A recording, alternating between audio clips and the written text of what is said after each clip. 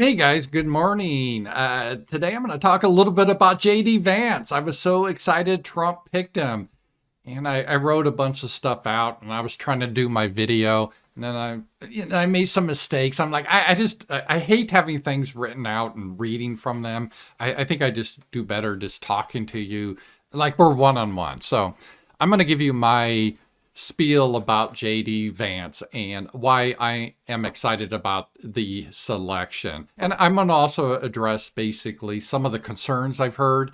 And there's three basic concerns. So let's get the concerns out of the way, and then I'm going to talk why I like JD Vance. And just as a disclaimer, I don't ride anyone's dick. I don't. I'm not like a guy, one of the Trump fanboys, like, oh, whatever Trump does, the God Emperor, he's so perfect. I don't think that about anyone. I have criticisms about most people and issues with them, and that's okay. This is an imperfect world, and there's some things about JD Vance I don't like. And we'll get to the big one here. What I'm not a big fan of, JD Vance is a definite Israel firster. I'm not, there's no getting around that. He's a hardcore Zionist, thinks that America should continue to send money to Israel. And I'm of the opinion, I'm not against Israel, but I think we should treat Israel like any other nation. And we don't have the money to send to any foreign nation, not Ukraine, not Israel. We're about bankrupt. We need to focus on America. But JD Vance is not that. And I get that, and that's one area I do object with JD Vance about. But guess what? So's Trump. Trump is a huge Zionist, supports Zionism. The Biden administration, the Times of Israel, they were bragging when Biden took office. He was the most Jewish administration ever. This is what it is. Biden is a Zionist. So all major political figures are Zionist. And as I said, how you define Zionism, I don't really have a problem with Zionism, meaning the Jewish people have a right to homeland. If the Jewish people want to have a homeland in Israel, I don't care. I just shouldn't have to pay for it. That's my thing. Otherwise, the concept is kind of good because I'm a nationalist for all people. You know, Germany for the Germans, France for the French, and if Israel wants to be for the Jewish people, I don't really care, right? And maybe the Palestinians need a state too. That's fine. I don't really care. I shouldn't have to care. That's like 6,000 miles away. I want politicians that focus on America. But in reality, almost all major politicians in America will focus on Israel. And there's reasons for that I've discussed in other videos. I don't like it, but that's just the reality of this situation. So if you don't like JD Vance's position on Israel, you would not have liked Trump's. You wouldn't like Biden's. You won't like Robert F. Kennedy Jr. Anyone you're going to support, any candidate that's somewhat legitimate, you're just not going to get it. Now you can say, oh, he should have picked Thomas Massey. Yeah, that's not going to happen. Okay, he's not going to pick David Duke as his running mate. We got to be in reality here. This is just reality. And for me, I'm not a one issue type of guy. Israel, like for a lot of Americans, is not central. I don't put that as my whole identity. In fact, of the things that matter to me politically, Israel's way down the list. It kind of pisses me off. We have to spend our money on that. Yeah, it does. Don't get me wrong. But the biggest issue we're facing right now is our country's being replaced. It's being invaded. That's number one. Immigration is the number one concern of mine. And then we have the issue of crime just out of control and anti-whiteness and this crazy child sex changes and the radical LGBTQ lobby. All of this. This is, to me, my primary concern. And the economy. So Israel's down on the list. But yeah, okay, if you're a one-issue voter and all you care about supposing Zionism, all right, well, you're out of luck then, because it's going to be either Biden, or if Biden should die, whoever replaces him will be a Zionist, or it's going to be Trump, who's a Zionist, and JD Vance is a Zionist, Kamala Harris is a Zionist. So good luck. I mean, I guess you need to sit this one out. But I look at more than just one issue. So while I'm not happy about JD Vance's position on Zionism. And I know I've seen the picture of him at the wall with a little hat on. All the politicians have to do that to pay homage to the country that controls us. I would one day like to break free of that, but that's just reality. The other big issue people brought up, which I don't really think is a huge issue to me, but years ago, JD Vance was opposed to Trump. In fact, I think when he first voted, he's a young guy, he was an Obama supporter. And he's explained that. He said he's changed his views. And guess what? People change their views. I've changed my views over the years. I once met with Michelle Malkin, a really sweet lady, had dinner at her house. And she actually apologized to me. She said, yeah, I used to be a hardcore neocon and I feel so bad about it. I'm like, yeah, don't worry about it. That people go through that. And Tucker Carlson admitted he used to be a neocon. And he goes, yeah, I was wrong. I kind of woke up. A lot of people, we go through this journey to see the truth about life. And if you look at JD Vance now, because I follow him on Twitter, even before I knew he was going to be vice president, he sounds very close, like Ramsey Paul. He sounds like Tucker Carlson. He sounds like Michelle Malkin. He sounds like Vivek. And I'm like, this guy sounds pretty solid. And yeah, he used to have different positions, but over time he evolved. Well, good. I'm happy he's seeing the light. I don't see why this should be a disqualifier, because in the past, you had a different position that you now reject and you want to go on the good way. I don't know why we should hold someone back with that. So that doesn't bother me whatsoever. JD Vance used to have different positions. That's just common with people. So it's great. It's great to have JD Vance. I think he's most aligned of any candidate with my positions. Maybe Vivek would have been close to, but those were the top candidates politically. And then the third issue that's brought up is he has a Hindu or Indian wife.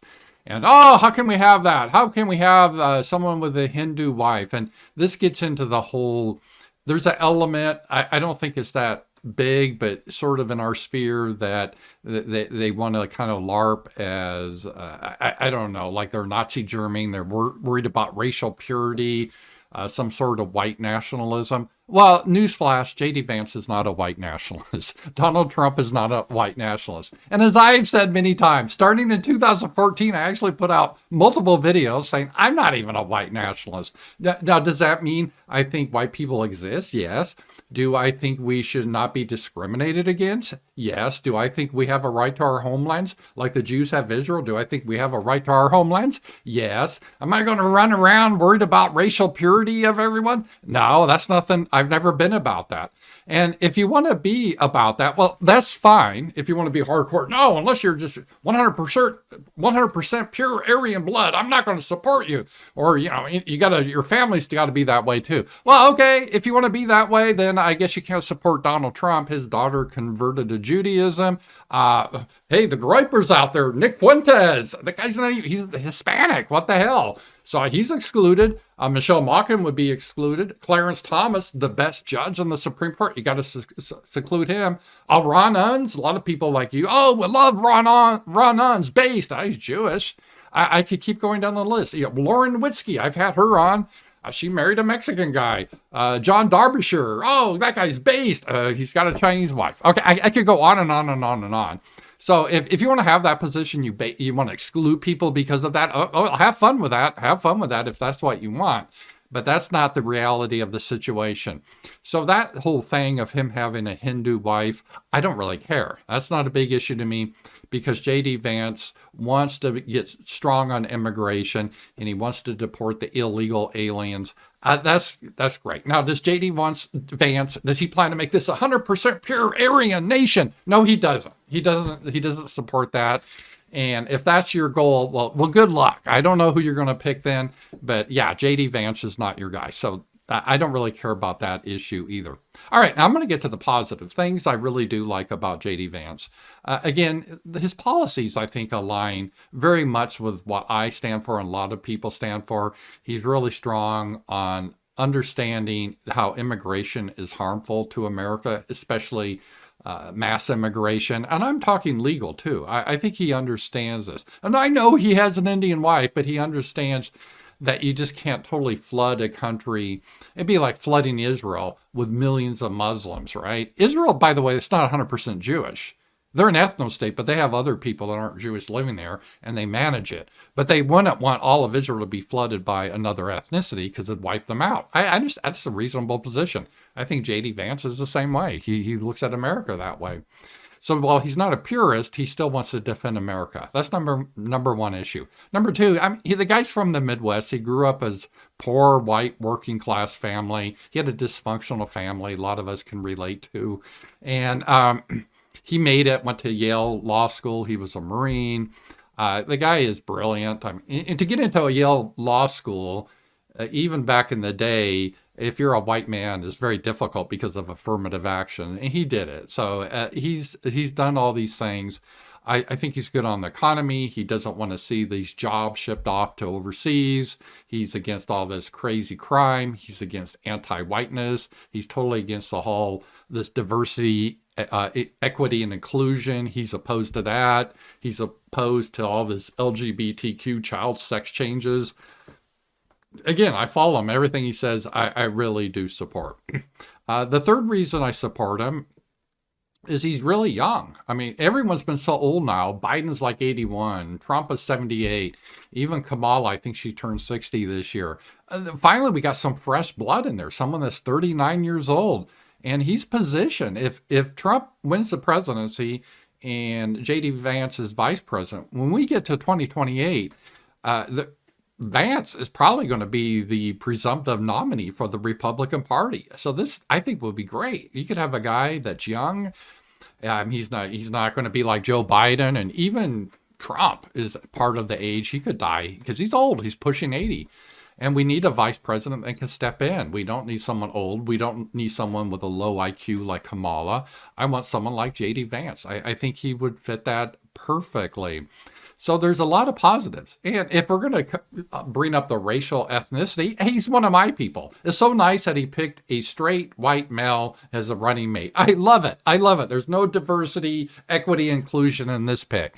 Trump could have picked a woman or a person of color. No, he picked a white guy that actually likes girls. And I like that. And JD Vance, not only is a white guy, he's like one of my guys.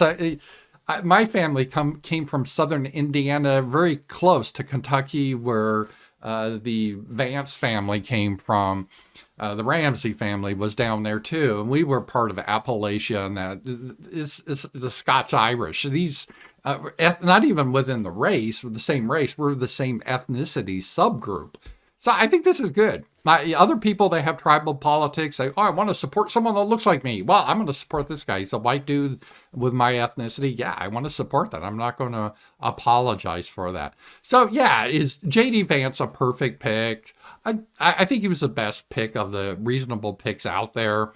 And no, all you guys, well, they should have picked Massey or David Duke, or we should have dug up Hitler and put him in. I'm just saying realistically, this is a guy that is our best option, and I'm excited for it. So I wish him well, and I'll talk to you guys later.